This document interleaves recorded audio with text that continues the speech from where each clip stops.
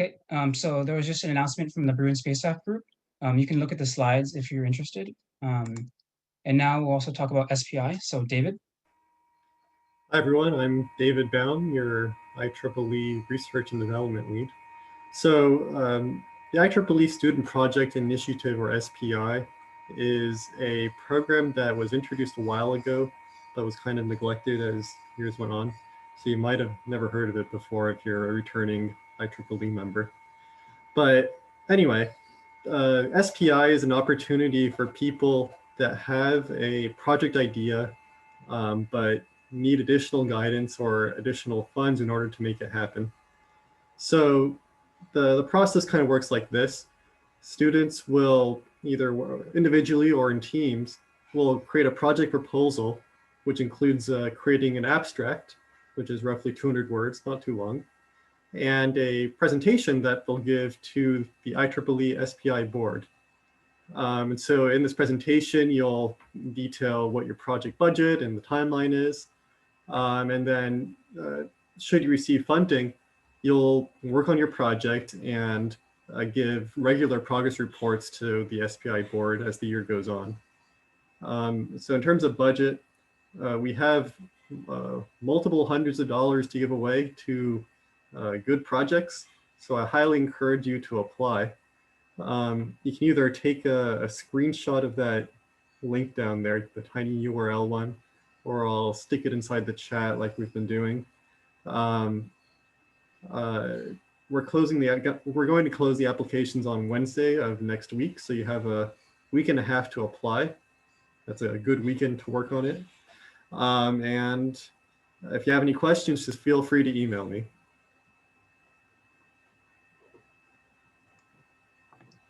All right, thanks, David. All right, and now we'll get to the main event, which is our 5 projects in our workshops.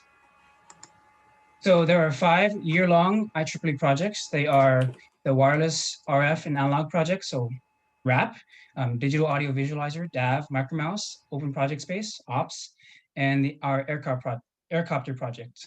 Also, we have workshops, which are a smaller commitment, so they're not a full-year commitment, but you can just come to a workshop in a single night, and you can learn a skill such as soldering, PCB design, circuit design. And I want to stress that all of our opportunities are for people of any experience level. So for example, if you don't have much experience coming in, you can join ops. And if you have more experience, maybe you can join Micromouse, DAV, one of our many other projects. So when project leads are looking at applicants, they're not looking for what you can do right now. They just want to see what you're interested in, how much passion you show for engineering. And so they'll tell you more about what they're looking at, but I just want to say, don't be afraid when applying to a project. So apps are currently open, and they are due Saturday, October 17th at 11:59 p.m. And we'll post this link in the chat in a sec. But now I'll give the floor to our workshop leads. Hi, everyone. We're super excited to have you guys today.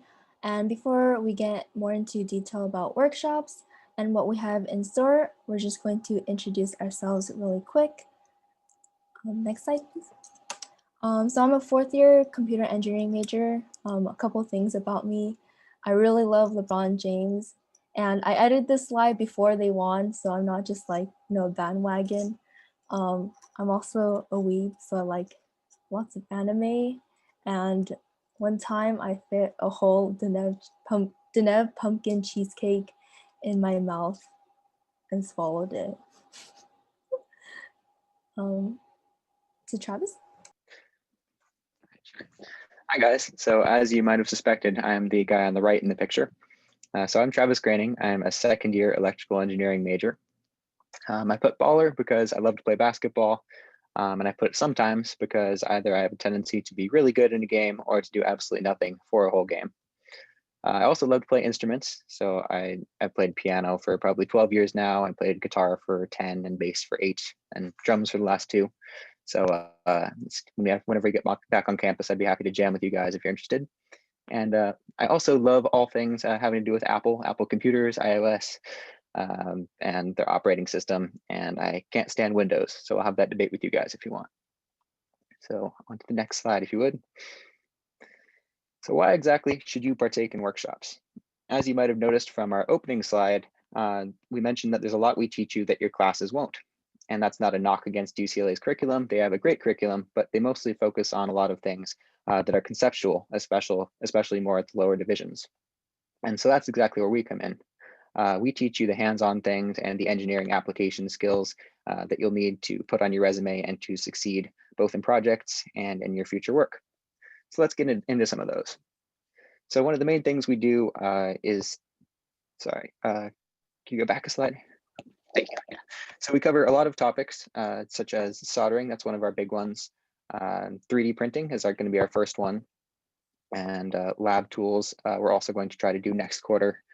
We also get into things like circuit simulators, which are really useful for you, and to do that long before you might come across in your classes. And we'll also be talking about things like communication protocols and just a whole lot of other exciting topics that will help you out a lot in your engineering. So you might be wondering, if you are in a project, do I really need to do workshops? Will I be learning enough? And the answer is you'll be learning a lot, but it would really help you out to go to workshops. The projects are really specialized, so they'll teach you a lot of cool stuff, but they don't necessarily have time to get into some of the individual things, like for instance, PCB design, which will really help you out with. So if you are in a project, I would still really recommend that you come out to workshops. And the flip side of that is, if you're not in a project, I would also really recommend you come to workshops. It's a little bit of a lower commitment for you. You can just come to workshops 3 or 4 times a quarter instead of actually having a year-long project that you get into. And you'll learn a lot that way and meet some really cool people.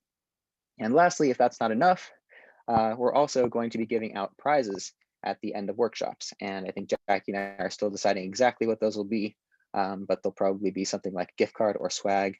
And then at the end of the quarter, we'll be giving out an even cooler, bigger prize to somebody who's attended each of the workshops.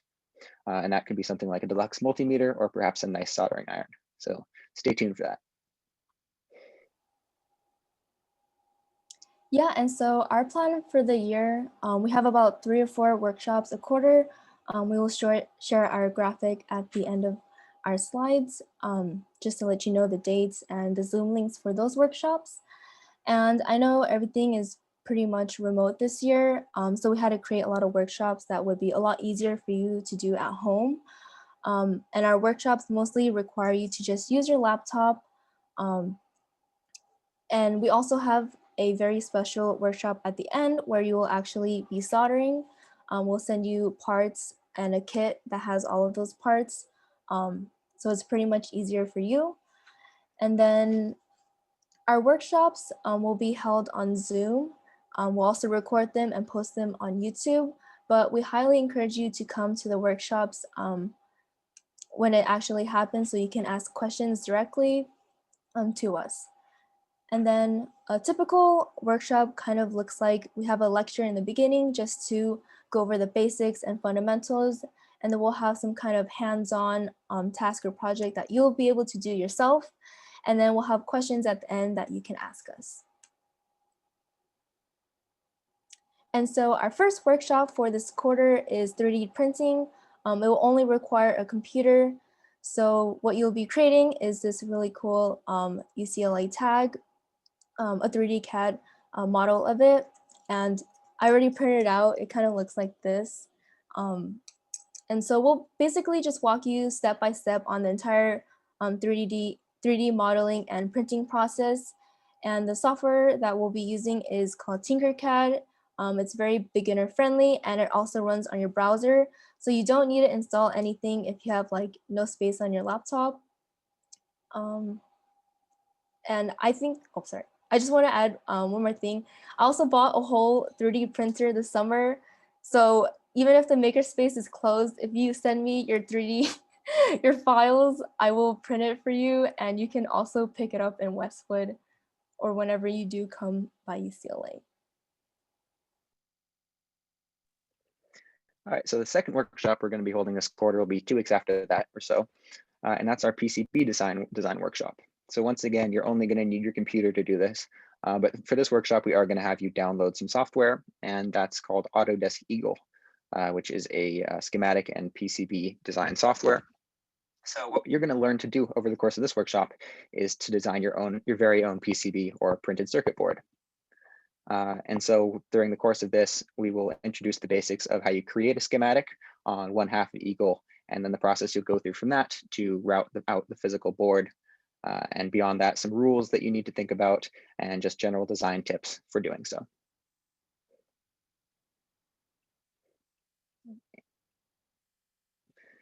And the last workshop for this quarter is going to be the soldering workshop that Jackie mentioned a little bit about before. And so the really cool little kit that we have for this quarter is an exclusive sound activated IEEE sign. So the cool thing about this is that it's got a clapper, so you can snap or clap near it and it'll turn on.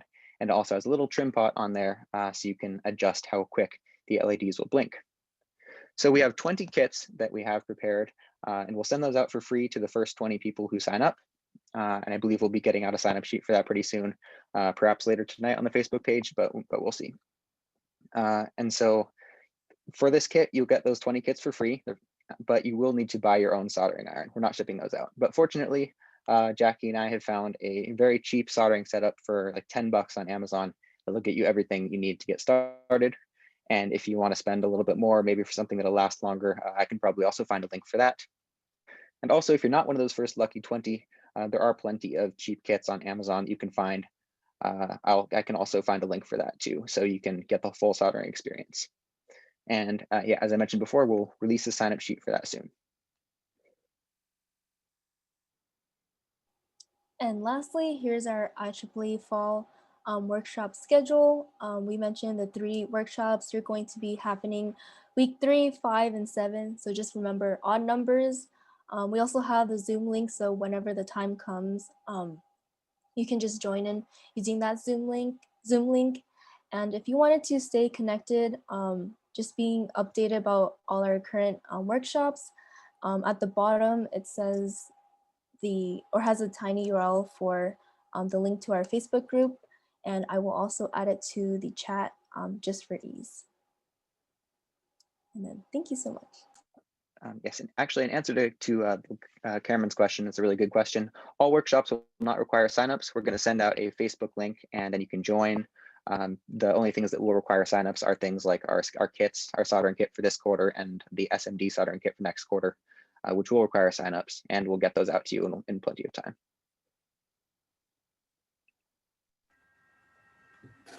Hi, I'm David Baum. You might remember me from a few minutes ago.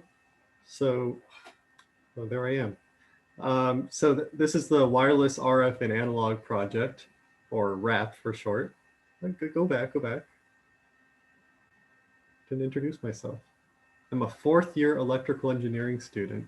Okay, next slide.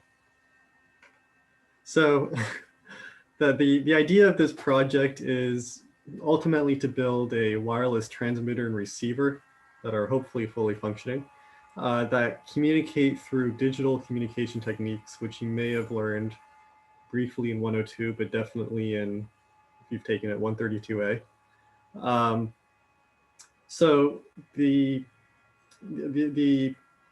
goal of the project is basically to design and build these transmitters and receivers from scratch. So with discrete analog circuitry, transistors, and your resistors, capacitors, inductors, and so on, and implement all of the digital communication techniques on actual hardware. So like on a microcontroller, for example, similar to the ones you've used in Micromouse or Aircopter, if you've done those projects before.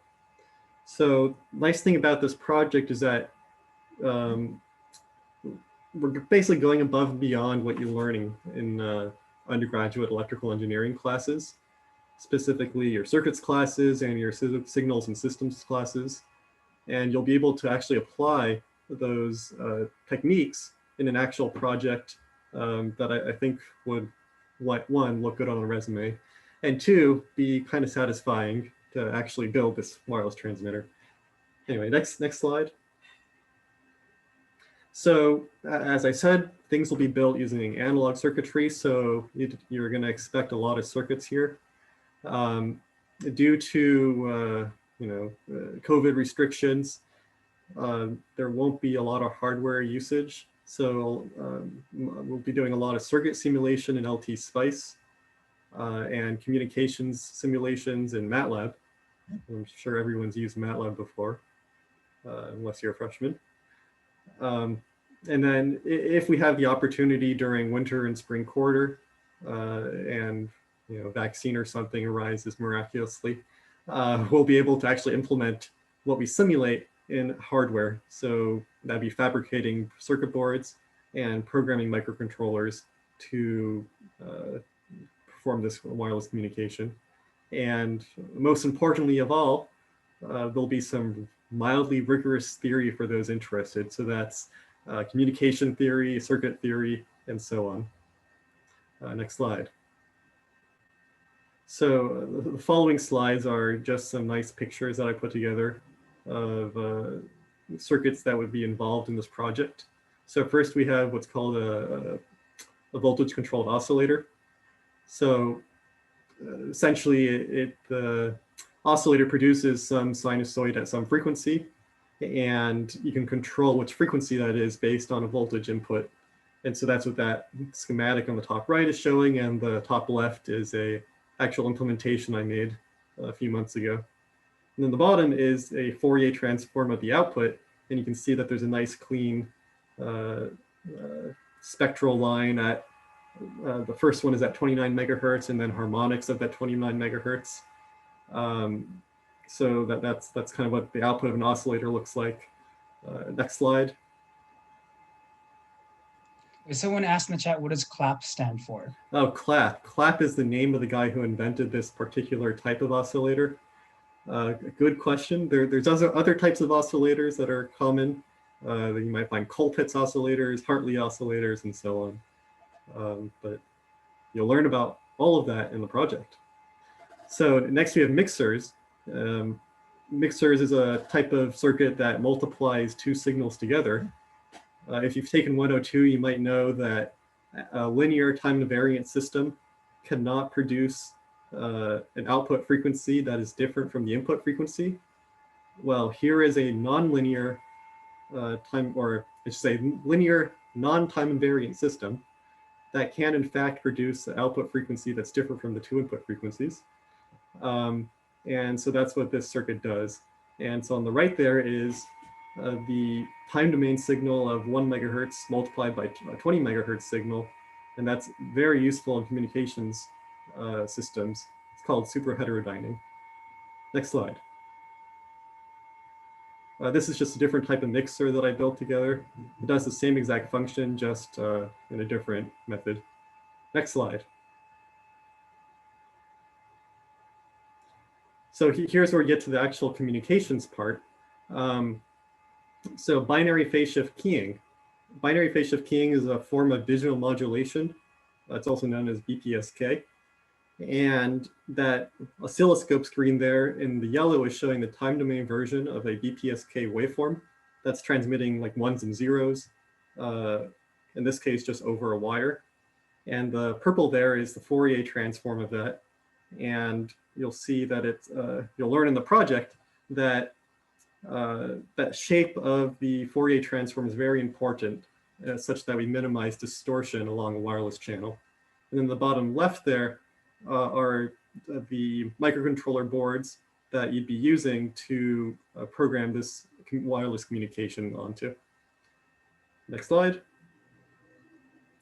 So as you may or may not have gotten, this is a mildly more complicated project than the other IEEE projects we have, in the sense that there are more prerequisites. The main one being ECE 102 and 110 and 111L. So those will give you enough background in signals and systems and circuits to do this kind of stuff, though I'm not saying it's impossible to do it without, just that you'll have to put in more work to read up on the prerequisites, and I'll be able to provide those prerequisites to people that are interested. And then the other one is ECE 113. Those who have taken 115A and B highly recommend this type of project because you'll be able to go really into depth on those circuits, that material you learn in those circuits classes. So as I say below there, the more time you put into this project, the more you'll get out of it. And so like I can't put a exact number of how many hours per week you need to spend on this project, but the fewer prerequisites you've taken, the more time you'd expect to put in. So if you have a passion for wireless communications, circuits, communications, digital signal processing, or all of the above, I highly recommend you apply for this project. And again, if you have any questions, just feel free to email me. I think my email is on the application.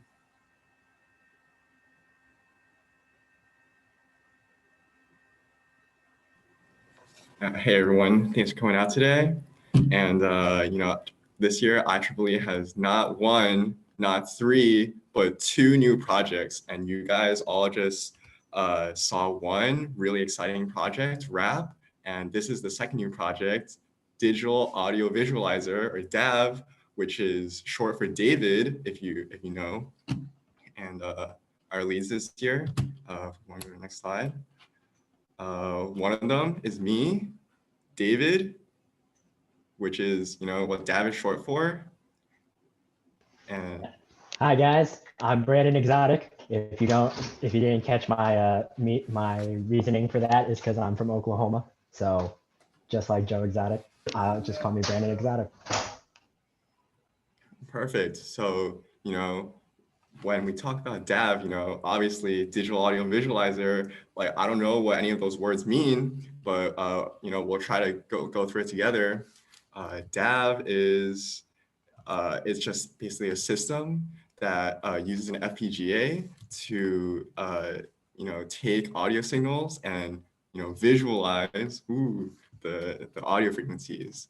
And if you've taken ECE 102 and you learn about Fourier transforms and you're like, wow, this is cool, but why is this helpful at all?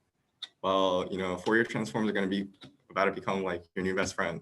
So if you want to display the text, I think we had text on the slide, but all right, anyway, that's what it looks like, that picture with the FPGA.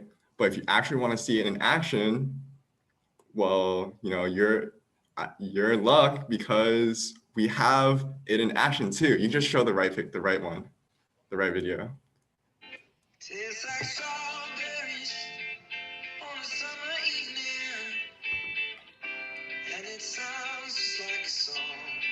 Sorry guys, the reason why I'm not talking right now is because I'm just speechless on how amazingly well DAV works. Breathe me in, breathe me out. I don't know. Perfect. That's what we're looking for in this project. And if you join this project, that could be you. And so a glimpse for the year. In the fall, we're planning on getting everyone up to speed on the basic concepts of digital logic and Verilog. So everything will be online. You can work at home from your computer, and we'll have a series of lectures and labs that will teach you, the basics of Verilog, how to use the IDE, how to use the language, and we're going to get everyone some experience in creating programs that resemble some real systems. And then in the winter, after everyone is, good and familiar with Verilog, digital logic, we're gonna get to work with the actual FPGA, the actual hardware. It's pretty nifty, honestly. And we're gonna get to program the beginnings of our Fourier transform module that I mentioned before. And we're also gonna have a few fun labs on the FPGA, just so everyone gets to play around with it. It's a pretty useful, lots of different uses. And we'll also teach everyone to get the FPGA to display stuff on an actual monitor. When we talk about visualizing, obviously we need a monitor. Then after that, in the spring, we're going to incorporate our microphone to process analog and digital signals. If you don't know what that is, perfect. You only have to wait until spring, and we'll teach you. And after that, we'll put everything together and make it work. And hopefully you'll be able to, see sounds on screen. Hopefully like the video that we just showed. Dang. All right, so what are you going to learn in this project? Well, you're going to first learn about digital logic, which is the basics of how all of our modern system works, our modern computers, the laptop you're probably watching this Zoom call on right now. You need to know about digital logic because that's how everything works. You're also going to learn about hardware description languages. We talked about that earlier, which is Verilog. And so these languages are very different from C, C++, Python. You don't actually write, in some sense, code. You don't write what you want. You write how the computer will actually function on the lowest level. You'll write the transistor logic, the AND gates, the OR gates, everything at the smallest level. You can't just write simple code. You can't write if, then, else. Well, yeah, you can't do for loops, while loops. Those things are out the window because it's all a real circuit. And then you're also going to learn about FPGA design, which is programming onto the real board that we're going to use and how it can actually make real systems. And then you'll also learn about signal processing and Fourier transforms. If Fourier transforms sound familiar at all, it's because we've brought it up in the last 2 projects that we've been talking about. So Fourier transforms really are your new best friend. Next slide. So what is our plan for this year? So David mentioned that in fall quarter, we're going to be doing everything remotely. There'll be Verilog labs that you just need your computer for, and then everyone will do an individual lab and submit it to us. Then in winter and spring quarter, we're going to be forming teams of 3 or 4 groups, and we'll accommodate about 10, or teams of 3 or 4 for a group. And then we'll accommodate about 10 to 15 groups, and you'll each be receiving a set of parts to actually make the visualizer. The parts needed for this project are pretty minimal, so we'll be sending them out to one member of each team and try to pair groups together based on location. There's a $40 deposit for this project, which is pretty low for in relation to most of our projects, and then you'll get it back when you finish all of our labs. We'll have about 3 lectures and labs every quarter, and then we'll also be available for open communication through email and Discord if you join our project. So what do we want in an applicant? Well, we don't really care if you have any experience with any of this stuff at all. We're a new project and we want to teach you everything. So we'll teach you from the ground up. So all we want from you is a little bit of bravery to learn something new and unfamiliar, a little bit of patience because like we said, we're a new project and we're learning this just as much as you guys are. And then as we want someone who is willing to communicate with us because we know this is hard stuff. We're here to help you and we're here to talk to you when things get hard. Some familiarity in the concepts that we've talked about is nice, but again, we won't actually require it out of you. So those would be digital logic, signal systems and DSP, and FPGA design.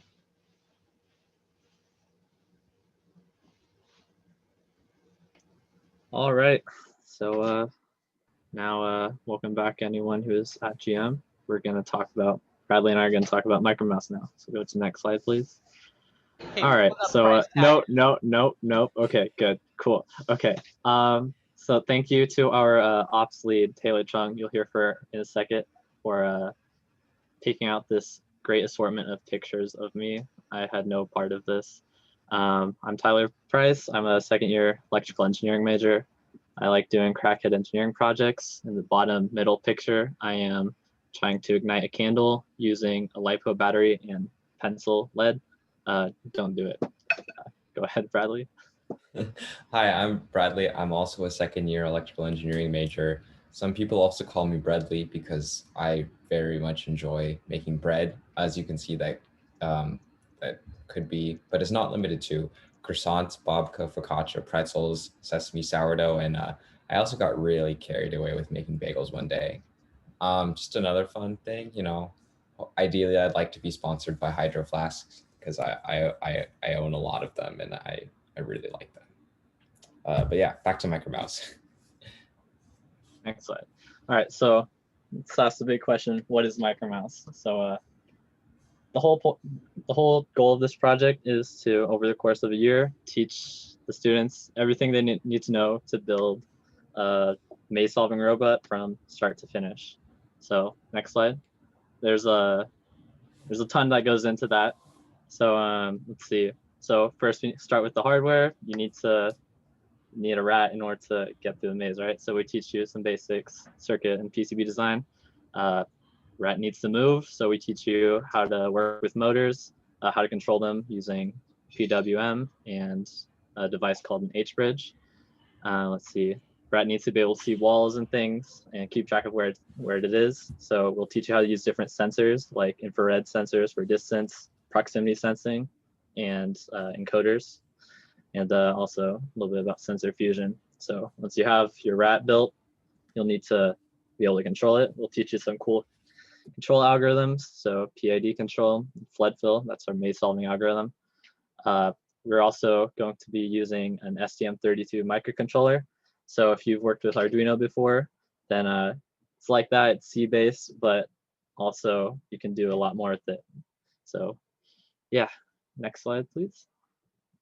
Go ahead, Bradley. So if you notice, Tyler was talking about a rat and not a mouse, and that's because in the fall, we send you a rat kit, which is the rat is what you start with before you get to the full mouse. So you'll spend the fall assembling your rat kit. You'll have your cardboard maze that you can run it through, and we'll also send you all the parts that you need. So the fall is a lot of basics, like here's how you do this, here's how you get it to work, and how that builds towards the end of the quarter, where we'll have a nice virtual rat competition while you run your rats through a maze, and it'll sense the walls, and it'll look just like that video that you saw on that earlier slide. Yeah, so that's a quick rundown of the fall. And then once the fall goes down, we get into winter, which is the next slide. We'll continue a little bit more programming, getting into some maze solving algorithms, specifically flood fill. And then once you get the basics down of how to solve the rat, or how to solve the maze with your rat, you'll spend some time optimizing everything. So we have some things laid out for you, or you'll do some PCB designs to free up some space on your breadboard, because the breadboard on your rat gets very messy. You'll also brainstorm some rat superpowers that you'll be able to implement in the spring. Usually you design a whole new PCB with all new components and different things for your actual Micromouse in the spring to compete. But since that's not necessarily logistically possible right now, we're having you upgrade your rats with superpowers, which takes us to the spring. The spring is when your rat becomes a mouse. We actually, in the past, we haven't had the opportunity to explore all these fancy new features. You could think like a gyroscope, maybe a display, some speakers on there. I don't know. You guys get to come up with whatever you want to do with your rat to make it into a mouse. So once your rat is super powered up into a mouse, we'll have a nice big competition in the spring. We'll get to show off all that you've done. So yeah, next slide. So some more nitty gritty on how it works. You don't need any tools except a computer. We adapted the rat PCB so you can wire everything up on a breadboard. You don't need to solder anything at home. But if you do want to solder, because a thing that's nice to get experience with is SMD soldering. There is space on the breadboard or on the rat PCB for you to do some SMD soldering. So if you have a soldering iron at home, or if you want to buy one, or if you're already buying one for that awesome workshop that's planned in the fall, you have the option to solder. It'll cost you like $12.50 to get the parts. And yeah, that'll be fun. So yeah, we'll have lectures. There's 4 lectures in the fall, 1 more lecture in winter. Those will be open to anyone who wants to come also. So like, even for those of you who are just interested in learning more, you'll have that option. And we also have Piazza as an online hub where we'll post all the resources and you guys can chat and get answers to all your questions. All right, so moving on, so let's address a few logistical details. So we anticipate most people doing it on their own, but in order to maximize the number of people who can participate with the physical Micromouse kit, so we're hoping to organize a number of teams of 2 to 3 people organized by location. So we're going to send out these kits hopefully within a couple weeks as soon as you submit your deposit, which is $60. That $60 will be returned over the course of the year. So very quickly, I know it doesn't apply to a lot of you, but any international students out there, we want you to participate. There are a few, it's a little more logistically difficult. It'll be a little strange, a little weird, but if you are serious about doing the project, then there are some more details on our syllabus, and you can reach out to Bradley and I if you have any questions about making it work. All right, next slide. Okay, so what we need from you. This project isn't as intense as RAP and DAV, but we would still like you to have some technical background. One of those three areas would be nice: circuit design, programming in C, PCB design. That could be as much as just programming in Arduino and playing around with that. We just want you to be familiar with the concepts that we're going to be going over, just so you have the fundamentals there. And also, like, don't feel like you have to know all of this or like be an expert on any of these, because if you knew all this already, you wouldn't be doing Micromouse. So we want you to not know all of this, so you can learn. And also we want you to be committed to the project. Tyler and I have put in a fair amount of work redesigning this program to work in a virtual environment. We designed the cardboard maze, redesigned the rat, we're putting these kits together. So we just want to make sure that we're investing in you, and that you're gonna be committed to this project. Yeah, so on the fun side of things, though, we want you to come in with a competitive attitude. Bradley and I have planned a number of fun competitions throughout the year. So we want to emphasize the team part of this and hopefully incentivize going a little bit above and beyond the base project curriculum. So if you choose to do so, there might be some prizes at the end of it, wink, wink. So just to close out our little spiel, what we're looking for in applicants, we want people excited about Micromouse. We put in a lot of work to it, and yeah, on your application, show us that you are as interested in Micromouse as this terrifying rat is in this cheese. That's it. Thank you.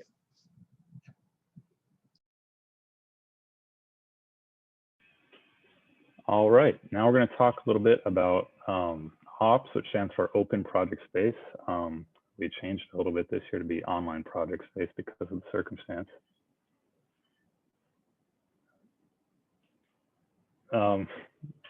As you can see, you know, before you join OPS here, you live in like a dark cave, but after, you know, you come into the light and your future is so much brighter. So I recommend all of you to come join OPS. And, you know, we're going to have some fun too when, you know, you join OPS. So I recommend it for everyone. So a little bit about me. I'm a third-year electrical engineer major. My name's Ryder. Taylor, do you want to introduce yourself? Hello, I'm Taylor. I'm on the right side of the screen, and I'm a second-year electrical engineering major. And you're hear from me like every single day if you join OPS. All right, next slide. So what is OPS? So OPS is basically a beginner-friendly hands-on experience program for anyone with no experience. So we'll have lectures on everything you need to know from the bottom up, and we'll have small projects building up to the big capstone project in the spring quarter. All right, so we'll be teaching you all the introductory electrical engineering concepts and technical skills that you may not be able to get from your classes. And those include breadboarding, microcontrollers, sensor, PCB design, integrated circuits, and much more. We'll basically have multiple projects each quarter, and they will be very cool, and they will help you build your problem solving skills and help you think creatively, and also get you on the Zoomversity. And OPS is also a great place to make friends and meet all of your fellow EE majors. So we're hoping to build, OPS has traditionally had a very tight community of OPS members and leads, and we're hoping to build that online this year as well.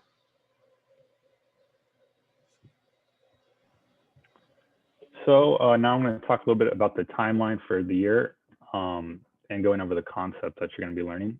So in fall, we're going to start off simple, learning just the circuit basics, some schematic stuff until we eventually get into microcontrollers and programming those microcontrollers. You'll also be doing breadboarding in pretty much all the projects you have to build, so you're going to learn how to do that well. After we get a bit familiar with programming and microcontrollers, we're going to start getting more complicated circuits. We're using integrated circuits and different sensors to make the projects do pretty cool things.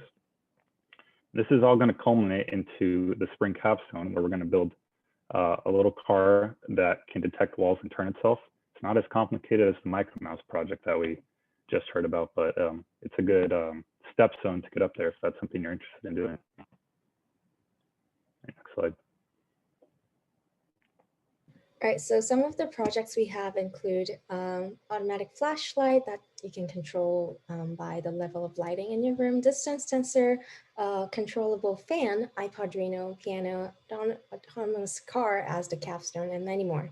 And iPodrino is like a music player, like an iPod with your Arduino, and we have some things like music competitions and things, small competitions like that throughout the year too. So hopefully you'll have much fun in ops.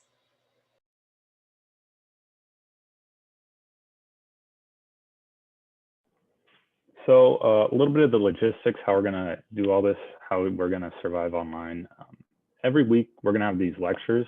It's going to be about 30 minutes of learning a new concept to prepare you for the project you have to do. And then we're going to have about 30 minutes for any questions, any sort of logistical announcements.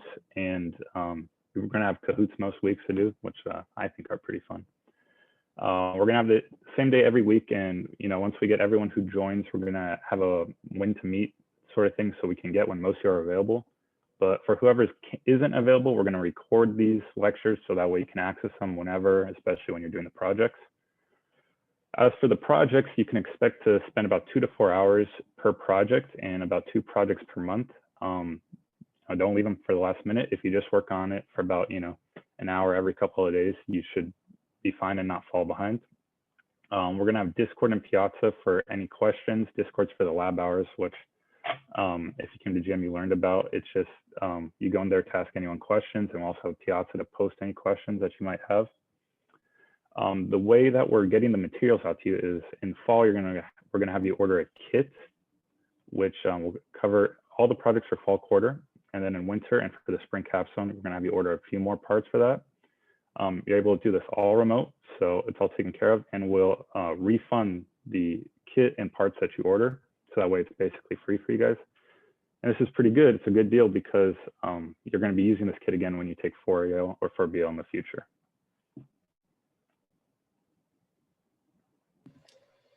All right, and here are some more details about our logistics. So basically ops is free, and plus you get all the parts through the kit, and through the winter and spring kits will ship to you as well. So if you order a kit between now and the first ops lecture, we'll reimburse your kit order. And ops does have a $120 deposit, which will get fully refunded if you complete all the projects on time. So deposit get return depends on you completing your project on time. And a good chunk of your deposit will be returned after you finish the capstone project, which we'll announce more details about in spring and winter quarter. So our weekly lecture plus work session, as Ryder said, will be about 1 hour per week. So ideally, if you come to the lecture and work for an hour later, you should be able to not fall behind and have fun with your fellow ops mates.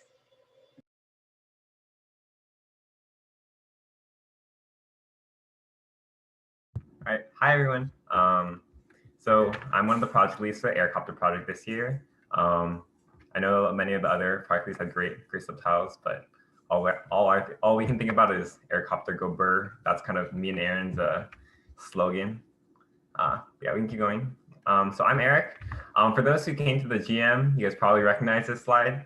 This is like kind of all you need to know about me. I love Avatar, and if you know, you know. Hey, I'll talk more about the people who are saying that I'm unoriginal. I'm going to talk more about, I guess, what I'm interested in. I really like cooking. I literally just made a pie like 4 minutes before this project, and then I already ate it throughout this info session. But yeah, that's just a little more about me. Hi, I'm Aaron, and so I guess more about myself is that I do really like to play sports, and I am always injured. So if you need any like medical equipment, like crutches and stuff, I can probably get them to you. But on top of that, I do play a lot of video games and music as well. So yeah, that's a little bit about me. Yeah, so I guess we'll just go an overview about our project. For those of you that don't know, what we're doing is we're trying to build a quadcopter using a wide range of skills that we learned throughout the year that we're going to try to walk you guys through, teach you guys, and hopefully I have a lot of resources for you to figure out because it's a really, really broad topic. And we're going to talk about the details in a bit. We worked really, really hard this summer to make a new online curriculum. I think we've really have something that's going to be really rewarding for you, despite it being online. And of course, I know probably many of you thinking about Aircopter project might be worried about how much can we get hands-on experience, because really seeing your drone fly is like the most exciting part, obviously. That's why most people do it. But I think that we have a really balanced curriculum. You're gonna learn a lot of skills. Can you go and like press again for next, like there's an image that'll come up. We're gonna learn from the ground zero to making a board like this, up to making your drone fly. And I really think as we talk about it, I hope you guys can see that we have a good year in store for you guys. Yeah, so the topics that we're going to cover, of course, there's going to be the very fundamentals of microcontrollers, communications between different modules, and then from the very beginning, we're going to learn about motor control, which is obviously one of the bases of how to make your drone fly. And this will all be culminated into a PCB design. And this is actually what we're going to be doing for our first quarter, which we'll talk about in a bit. But I guess there's like 3 major areas that I find really interesting that you will be heavily involved in throughout this year. One of them is obviously PCB design, which is a topic that pretty much everywhere in the electrical engineering industry will be looking for you to have the skill to do. We really wanted to make sure you guys still had this experience despite it being online. And you're going to take the skill on with you for the rest of your life, pretty much. Then we have some more like niche and interesting topics in terms. Well, not that PCB design isn't interesting, but we have data visualization, which is how do we take the sensor data and kind of see what the drone's position is in space. And you can go as deep as you want into this topic, and I'm always free here to talk about it because I too am still learning. It's like an academic topic on its own, but we'll definitely walk you through it. And lastly, there's flight control, which is a very conceptual concept that's really fun to tinker with, and definitely the most exciting part to get to work with your drone. Normally, we do all the flight control after we've gone through the PCB design, data visualization, but this year, Aaron and I are actually trying to integrate it more throughout the year. For example, we're having these demos because it's online. We want it to be a little more interesting, where we'll actually demonstrate to you what flight control might look like and how testing might go, even in the first week that we begin our lectures, so in week 3. So that's really exciting. So hopefully we'll get a little more, even than like the past years of hands-on experience with Aircopter, even though it's online. I'm really excited for that. Right, so I guess we'll go a little more detail about the quarter by quarter topics that we're doing. We have our fall quarter completely remote, which means that we're having our first lecture this next Tuesday, and because everything is completely remote, we're beginning with the overview of topics, and then we're going to go straight into design the circuit board. I know it might be a little bit intimidating, but we really think that everyone can do this. It's amazing to see how far people come from very little skill level going through Aircopter to completely understanding every individual component of their board and how it works. So we're going to jump straight into it in the first week. We're going to go over motor drivers and then schematic design. We're going to have a lot of online demos, and also we're going to try to work with the workshops team to make sure that it's kind of cohesive and that you guys can get as much information at the right time. And we're also going to go over some fun overview of the future topics, just to prepare you guys for the future topics while you're working on the board, because I know that might be a concern in that you haven't fully understood how everything works yet, and are we going to be creating a board? So it sounds kind of crazy, but we'll definitely go over that a broad overview. So, yeah. Okay, so in winter, we're going to be, compared to years past, we'll be doing serial communications lab in the winter along with the sensor fusion lab. So, and before that, we're going to start off with PCB design. So as Eric mentioned earlier, we're going to be doing the schematic in the fall. And then after that, once we have all of your components selected, then you'll be placing them on a PCB and doing all the layout. And so it's actually pretty fun. You can kind of imagine it like Tetris to an extent, where you're trying to, you have these parameters that you want to control and limit certain things like parasitics and stuff. And I'll at the same time try to keep all of your components like within the size parameter of the board. So that's like a little, you can think of it as like a little puzzle. And after that, we have serial communication, where this year we're going to be transitioning to Cube IDE. And in the years past, we've used a software called Embed, and we had to change. We have to shift away from that because there's a component on the quadcopter called an oscillator that helps us essentially like track it is essentially an external clock that the microcontroller uses to send instructions, and the embed didn't allow us to use that, so utilize the hardware component. So that's why we're changing to Cube IDE this year, and we'll have a whole tutorial on how to use Cube IDE for your Aircopter. And sensor fusion and the lab associated with will teach you about how to incorporate all of the data that you collect from the gyroscope and accelerometer and combine that into like a single quaternion vector that you can use within your flight software in the future for automatic hovering. And in the spring, we'll be doing the service mount soldering and the PID flight software, as I mentioned earlier. And this is the quarter where your Aircopter will finally take shape and you'll be able to actually have it fly. And so first is all the soldering, and it will be a little bit difficult. Service mount soldering of like any type is just a little bit difficult. You'll have like pins bridged and you'll be like there soldering, trying to get like use a wick to pull the solder out in between the pins and stuff. And for PID, we'll be doing the flight software lab, which will also be done within Cube IDE, and that will be when you'll finally be able to get your quad off the ground.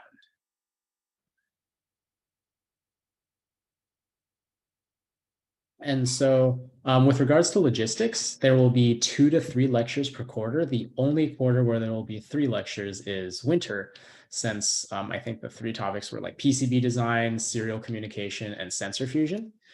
And otherwise, it's just going to be 2 lectures. And so for each lecture, they're going to be like a total of around an hour. And each of them will be accompanied by a lab assignment. And those will probably take anywhere from 2 to 4 hours. So it's not like too difficult. And if you guys ever need help, like me and Eric are always going to be available for you guys to like ask questions or ask for help and stuff. And as Eric also mentioned earlier, we will have like live demos and work sessions planned. And those are going to be for the purpose of whether our work sessions will be like held in Discord, where we'll be available for any questions or concerns about your quad or coding or anything about that. And the live demos are just going to help, are meant to like help you guys visualize what certain systems of the quadcopter are doing, or just to like just to see like what your quadcopter will be in the end.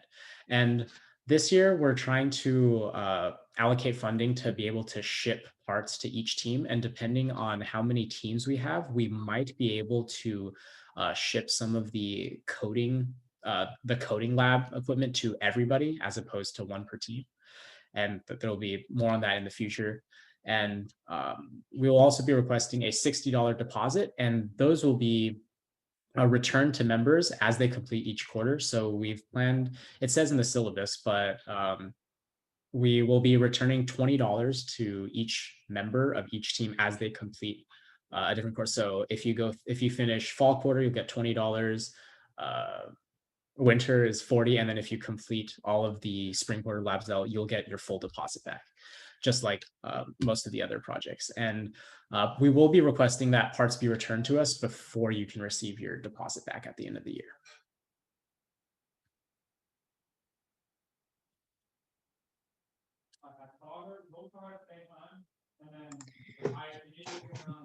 Okay, so that's it from all our projects. I hope if you came in with questions that you got them answered. I'll post the link for the project application in the chat. And if anyone still has questions, there is this cool new feature of Zoom where you can control which breakout room you want to go to. So I'll open up breakout rooms. You should have the option now on the bottom to join any breakout room with the project, for the project that you're interested in. Can you guys see that? Yes.